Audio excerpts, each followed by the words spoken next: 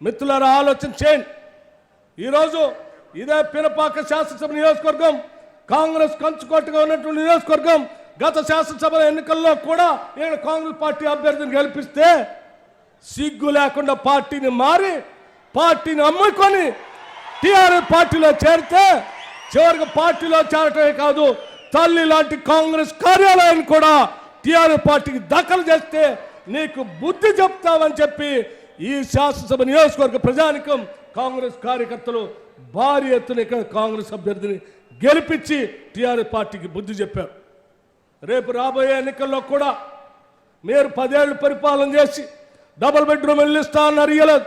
పోడు భూములు పంచుతా అన్నారు, పంచలేదు. ఇంటికో ఉద్యోగం ఇస్తా అన్నారు, ఇవ్వలేదు.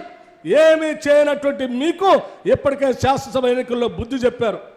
మళ్ళీ చెప్తా ఉన్నాం, మేము మీలా కాకుండా ఇచ్చిన ప్రతి హామీని ప్రతి గ్యారంటీని అమలు చేసుకుంటూ ముందుకు పోతా ఉన్నాం. రేపు జరగబోయేటువంటి పార్లమెంట్ ఎన్నికల్లో కూడా ఈ మహబూబాబాద్ పార్లమెంటు నియోజకవర్గం నుంచి మన అభ్యర్థిగా కాంగ్రెస్ పార్టీ అభ్యర్థిగా మాజీ మంత్రులు బలరాం నాయక్ గారు పోటీ చేస్తా ఉన్నారు. అఖిల భారత కాంగ్రెస్ కమిటీ ఇప్పటికే ప్రకటించింది. భారీ ఎత్తున ఈ టీఆర్ఎస్ పార్టీకి బుద్ధి చెప్పేటట్టుగా భారీ ఎత్తున చేయి గుర్తుపైన ఓట్లేసి గెలిపించవలసిందిగా మీ అందరికీ విజ్ఞప్తి చేస్తా ఉన్నాను.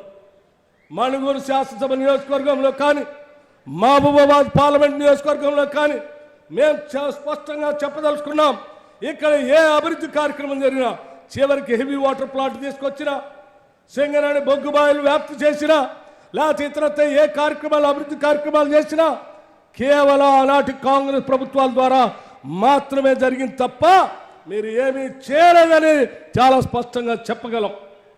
చేయక ఒక భద్రాద్రి పవర్ ప్రాజెక్టు మొదలుపెట్టారు.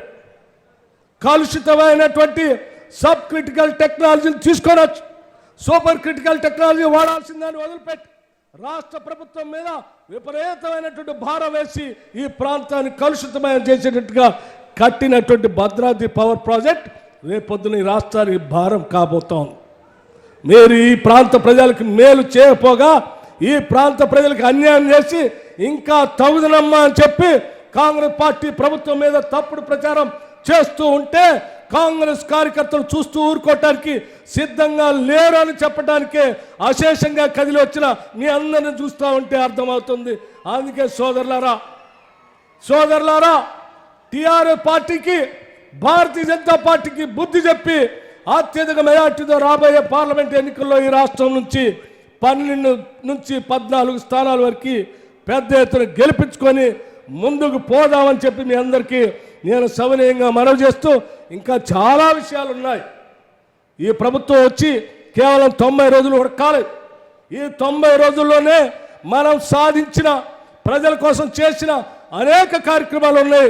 ఆ కార్యక్రమాలన్నీ కూడా రాష్ట్ర ముఖ్యమంత్రి వర్యులు రేవంత్ రెడ్డి గారు మీకు స్పష్టంగా ఇంకా చాలా వివరించేది ఉంది. వారు వివరిస్తారని మీ అందరికీ సవినయంగా మనవి చేస్తూ కార్యక్రమానికి వచ్చినట్టు మీ అందరికి కూడా మరొకసారి నా హృదయపూర్వకమైనటువంటి ధన్యవాదాలు తెలియజేస్తూ సెలవు తీసుకుంటాను.